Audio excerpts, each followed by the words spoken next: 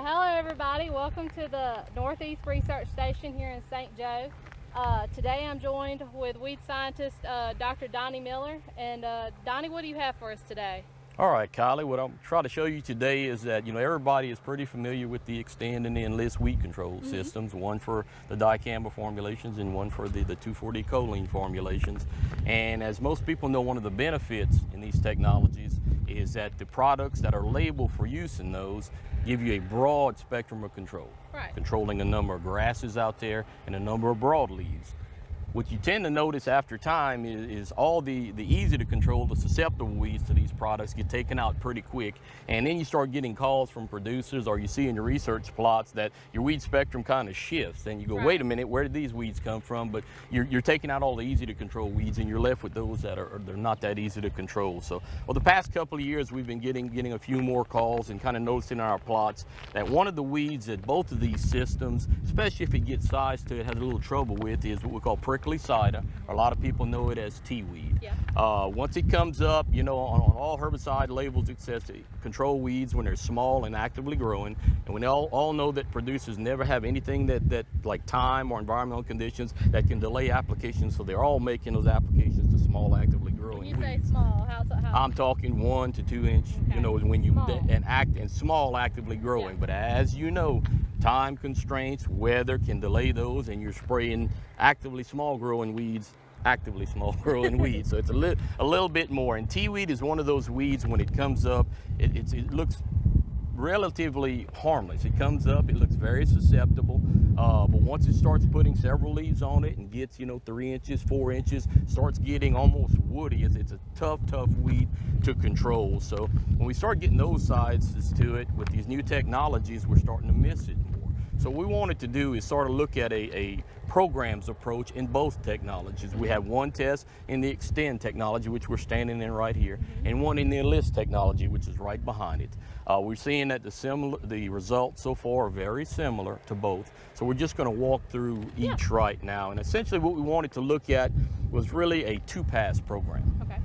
Limit the amount of passes that we have to go to control it. We wanted to include some pre-emergence programs followed by post-emergence programs, or just focus strictly on post-emergence programs where we add some things to the to both technologies to see if we can, that we know have teaweed activity, see if we can pick those up and kind of delay it to where we're adding those things with an earlier application or a later application to see where we get most bang for our buck with the two applications. Now these are on wide row soybeans, so that's why we kind of timed some of these things the way we did. But the first set of treatments, and we're not going to walk through every treatment, because pretty much, I can tell you the whole story right now. We planted these beans on May 15th. The pre-emergence materials were put out May 15th. Had a good 1/2 to 3/4 inch activating rainfall, so everything got activated. And excuse me for looking down, but the pre-emergence treatments we looked at were a Canopy, Python, Metribuzin, Authority Edge, Boundary, and we also looked at Valor XLT. Now there's one pre-emergence material out there that is very good on prickly cider, and that's Command. And in retrospect, I guess I could have put Command in this test, but what we were thinking at the time was that we wanted to include soybean herbicides that gave us something else, not just primarily focusing on teaweed, could bring something better than Command could with respect to a sesbania, pigweed, some of the morning glories as well. So we kind of focused on those as well. Like I said, most of them were activating rainfall, had activating rainfall. We followed those up with application of the distinct technology. In other words, in the Extend test, we followed it up with Roundup plus Extendamax. In the Enlist, we followed it up with a shot of just Enlist Duo. So every pre got just the technology by itself, followed up, and we put those out at V6, which was the cutoff for the application in the test. So we put those out at V6. Like I said, we wanted to get 2 shots. So we had the pre-emergence. We let the pre-emergence go almost 30 days. Which is probably a little longer than you normally would want, but knowing we wanted to get 2 applications out and close it up, especially on these wide rows, we extended that extra application, that post-emergence application, as much as we could. And this will kind of give you an idea. This particular treatment is Python by itself. Python is very, very good on teaweed. The pre-emergence treatments that looked the best in this particular test were Python and Valor XLT. They looked great. The other treatments did provide you, the canopy provided us a little bit of control, but they started breaking a little bit earlier. We followed these up at V6. You see at the time, it did a great job of taking out most of the teaweed, but it did start to break. You know, we're asking a lot with the rainfall we get in our conditions that we normally experience to let something hold for 4 weeks. So we did see some breaks, and we followed up that V6 application with the, in this case, the Roundup plus Extend-A-Max. We did see that we're knocking them, but we're not killing them. So just based on our observation, if we would have followed up at, let's say, V3, V4 instead of V6, probably we could have done a good job of better managing the population that we have. That have been much smaller at that time. Okay. So that's essentially from our pre-emergence treatments. You know, we found out that the Python, Valor XLT did a great job on it. The Metribuzin, Authority Edge, things like that did okay on it. But if we'd have followed it up a little earlier, we would have probably cleaned this up. But again, gave us a good foundation to come on back with these materials. And you see if the teaweed does get size to it, you can see, like I said, we've made them sick.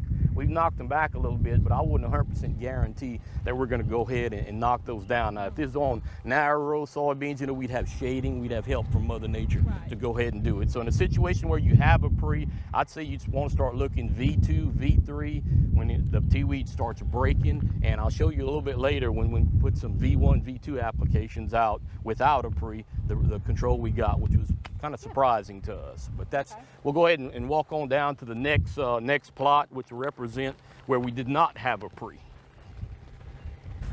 Dennis, if you could stop me on that stake. I think it's going to be this one. Right here, right? Okay. This plot. Watching, if anybody's got any questions, I have my iPad here. Just submit your questions and I can ask Donnie. Ask Donnie your questions. Okay, now this next set of treatments, where this is a plot that's going to represent the next set of treatments we have, we did not put a pre-emergence material down. There was no pre-emergence material down, planted the beans. Like I said, got a good rain, good stand up, got a good flush of small teaweed that came up. And what we did on these particular treatments, we waited till beans were about the V2, V3 stage. Kind of hit them right in the middle to make our first over-the-top application. And what we did, knowing that we were going to not have a pre-down to hold them down, and we were going to have to come back later, and the teaweed, as I say, once they get size, they get a little bit tougher. At that time, we started adding materials in with the Roundup, plus the Extend-A-Max or the Enlist Duo that we knew had good teaweed activity over the top. And this included, you know, 2 rates of classic, Python plus first rate combination over the top, Reflex and Basagran, which is an older material, Basagran, but very, very good on teaweed. So what we did is we made the first application here at V2, V3 with the technology plus the partner herbicide, and then we followed it up at V6 with just the technology by itself, without anything on it. And you see the excellent control we have here. You can see the dead carcasses in there, so they got a little bit of size to them. They were probably, you know, 3 to 4 inches when we put those out. Knocked them back, did a very, very good job of knocking those back, limited the competition we had in the soybeans, and we followed it up with just the technology. As you can see, cleaned it up fantastic. I know if Dennis can focus in, you'll see a lot of the small teaweeds, the little pointed cotyledon teaweeds coming up right now. Like I said, if you had narrow row beans, your shading will help take care of that. So, you know, we got an instance where you're going to use a pre-emergence material. Probably be best to start looking V3, V2 stage of your soybeans to see if that next flush is coming on, if they're starting to break, and hit it as soon as possible. If you're waiting, this is a great time to go out with it. We didn't really see any difference in the component herbicide that we added in. May have saw a little bit more control out of one versus the other early on, but when you follow it up with that second application, I could walk you through those plots, but again, we're looking at the same, we'll be looking at the same plot. Did a good job of knocking them back. And the main thing you're trying to do, as with any weed, is reduce your seed bank. You're trying to knock it back and not produce seed. There's enough seed in the soil already. You don't want to add any more to it. That's essentially what you're trying to do. That's a good thing to point out. Absolutely, absolutely. And we'll walk down to the last stake down here and talk about that particular program that we looked at. Again, the ones we're about to look at, again, we had no pre-added. We just came in a little earlier with the technologies by themselves. In other words, the Roundup plus the Extend-A-Max or the Enlist Duo, and then followed them up at the V6 stage with the technology plus a component herbicide. So kind of varying our times and things like that. And here and make sure I'm not stepping on a moccasin or anything. Here we have the next set of treatments that we're going to talk about. And again, these particular plots did not have a pre-emergence material. There was no pre-emergence put out. We came in a little bit earlier than the last ones we looked at with no pre. Last ones we looked at, remember, we had the partner herbicide. We came in V2, V3, thinking that if the Teaweed were a little bit larger, we could help out the technologies with those partner herbicides. Here we came in with just the technology by itself at the V1, V2 stage, and then we came back at V6 with the technology plus a partner. And this really surprised us, and it was consistent in both technologies, both of the tests we looked at. When we came in that V1, V2 stage, those Teaweed were very small. We're talking an inch, inch and a half. It did a fantastic job of knocking all of them out, and we actually, what really surprised me, and I've talked to some other colleagues, was the amount of residual control that we got out of it. You would not normally expect residual control, you know, that much, a little bit more out of dicamba maybe than the 2,4-D, but for the most part, we didn't expect a residual control that we have, nor would we expect it to happen every year. We had timely rainfall to activate things and so forth, and it provided us with fantastic control to where we were coming back at that V6. You don't see the carcasses we saw in the other ones. Remember in the last one we saw with no pre's, you saw those 3 to 4, they were melted. You don't see those here. That's the amount of knockdown and residual that we saw with just the technology by themselves. And then we were able to come back with the partner herbicides and clean those up as well. And again, when we followed it up, it didn't depend. We used the same post-emergent partners as we did before, the classic reflex basagram, so forth, that I mentioned earlier. And again, we were not able to separate this one was better than that one. When you did the 2-pass, you were able to clean it up. Fantastic. So what it looks like on our Teaweed programs, obviously having closer rows, take advantage of the shade would be a big plus. But you want, if you're going to use a pre, guide the size of the Teaweed. Don't look at the stage of the beans. Start looking when those pre's are going to start to break. Before those Teaweed get, you know, 1.5, before they get beyond that, you want to make that application, go ahead and knock them out. If you're not going to include a pre, go with your technology by itself, early stage, V1, V2 stage of the soybean. Again, you're hitting those Teaweed about an inch, inch and a half.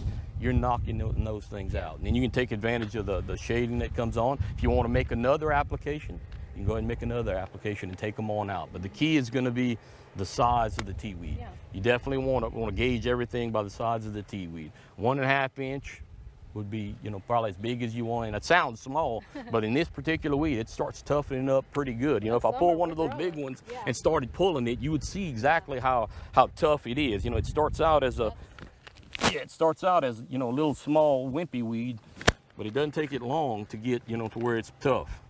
It's very tough. So, I mean, it's hard to pull. It's a tough weed to pull apart. So you said woody, I mean. A woody characteristic, not woody, but it just gets very tough compared to other weeds. And it's very hard to control. But that's pretty much the gist of these. And like I said, we're just going to walk through the Extend beans right now. We could walk through the Enlist, see the exact same thing. The exact same thing held true. So now we're going to, obviously, we've put our 2 treatments out.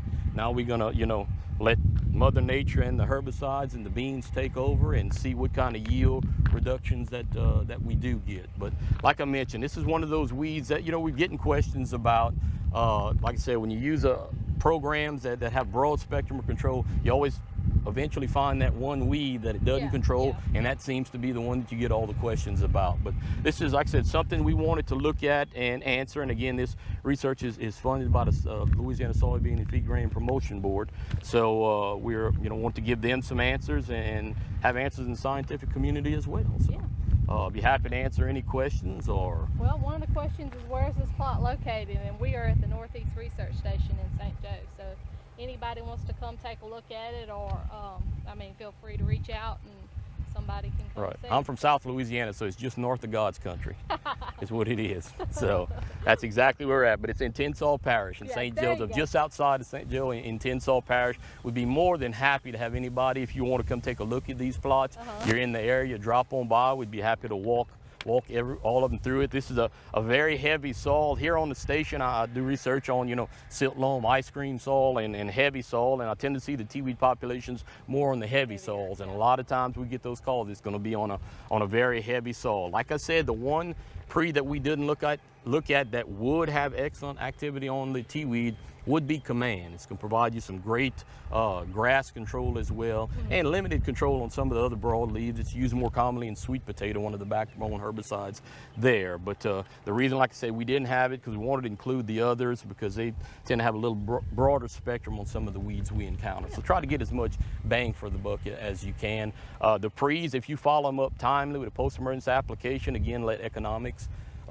you know, kind of make the decision for you on what you want to go ahead and use. It's always best to have a pre-emergence material out there for resistance management or environmental conditions keep you out from making that timely application. It's always cheap. You like to make a cheap insurance out there, cheap as it can get out there to have out there. But if not, you know, we do have some options. If you control them small, just post-emergence over-the-top applications. Yeah. Well, Donnie, thank you so much for walking us through the plot. I'll check one more time. That's all the questions we have. So thank you so much. Again, this is a real interesting little demonstration you put together for us. And again, if anybody else wants to, or I guess give us some feedback. You know, let us know if this is something you like to see, if you want to see more of. Let us know. Reach out to us. And until next time, thank y'all for watching. Thank you. Go Tigers. Yeah, go Tigers.